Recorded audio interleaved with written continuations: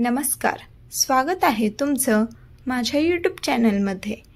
एके दिवशी शंकर पार्वती कैलास पर्वतावर बसली होती। पार्वतीने शंकराला विचारलं, महाराज, सर्व व्रतात चांगलं असं व्रत कोणते? श्रम थोडे आणि फळ पुष्कळ असं एखादं व्रत असलं तर मला सांगा। मी कोणत्या पुण्याईनं आपले पदरी पडले हेही मला सांगा। तेव्हा शंकर म्हणाले, जसा नक्षत्रात चंद्रश्रेष्ठ, ग्रहात सूर्यश्रेष्ठ, 4 वर्णात ब्राह्मण श्रेष्ठ, देवात विष्णू श्रेष्ठ, नद्यात गंगा श्रेष्ठ, त्याप्रमाणे हरतालिका हे व्रत सर्वात श्रेष्ठ आहे। ते तुला सांगतो। तेच तू पूर्वजन्मी हिमालय पर्वतावर केलंस आणि त्याच पुण्यानं तू मला प्राप्त झालीस। ते व्रत ऐक। हे व्रत भाद्रपद महिन्यातील पहिल्या तृतीयेला करावं। ते पूर्वी तू कसं केलंस ते मी तुला आता सांगतो। तू लहानपणी मी तुला प्राप्त व्हावं म्हणून मोठं तप केलंस। 64 वर्ष तर झाडाची पिकली पानं खाऊन होतीस। थंडी, पाऊस, ऊन ही तिन्ही दुःख सहन केलीस। हे तुझे श्रम पाहून तुझ्या बापाला फार दुःख झालं व अशी कन्या कोणाला द्यावी अशी त्याला चिंता पडली। इतक्यात तिथं नारद मुनी आले। हिमालयानं त्यांची पूजा केली व येण्याचं कारण विचारलं। तेव्हा नारद म्हणाले, तुझी कन्या उपवर झाली आहे, ती विष्णूला द्यावी। तो तिचा योग्य नवरा आहे।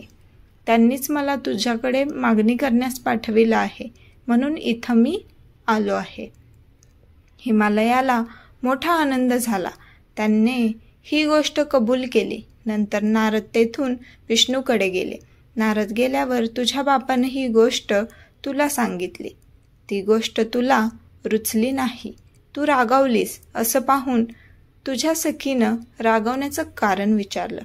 तेव्हा तू सांगितलंस, महादेवा वाचून मला दुसरा पती करायचा नाही, असा माझा निश्चय आहे।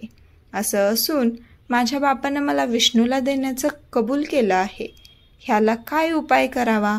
मग तुला तुझ्या सखीनं एका घोर अरण्यात नेलं। तिथं गेल्यावर एक नदी दृष्टीस पडली। जवळच एक गुहा आढळली। त्या गुहेत जाऊन तू उपास केलास।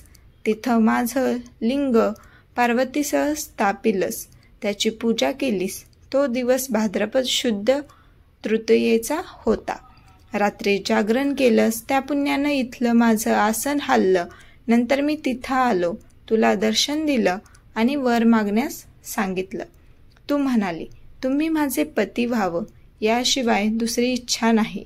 नंतर ती गोष्ट मी मान्य केली। मी गुप्त झालो। पुढे दुसऱ्या दिवशी ती व्रतपूजा विसर्जन केलीस। मैत्रिणीसह त्याचं पारण केलंस। इतक्यात तुझा बाप तिथं आला। त्यानं तुला इकडं पळून येण्याचं कारण विचारलं। मग तू सर्व हकीकत सांगितलीस। पुढं त्यानं तुला मलाच देण्याचं वचन दिलं। तुला घेऊन घरी गेला। मग काही दिवसांनी चांगला मुहूर्त पाहून मला अर्पण केली। अशी या व्रतानं तुझी इच्छा पूर्ण झाली। याला हरतालिका व्रत असं म्हणतात। याचा विधी असा आहे, ज्या ठिकाणी हे व्रत करावयाचं असेल त्या ठिकाणी तोरण बांधावं, केळीचे खांब लावून ते स्थळ सुशोभित करावं, पुढं रांगोळी घालून पार्वतीसह महादेवाचं लिंग स्थापन करावं, षोडोपचारांनी त्याची पूजा करावी, मनोभावे त्याची प्रार्थना करावी, नंतर ही कहाणी करावी व रात्री जागरण करावं। या व्रतानं प्राणी पापापासून मुक्त होतो। 7 जन्माचं पातक नाहीसं होतं। राज्य मिळतं, स्त्रियांचं सौभाग्य वाढतं। ह्या दिवशी बायकांनी जर काही खाल्लं तर 7 जन्म व्यंदा होतात।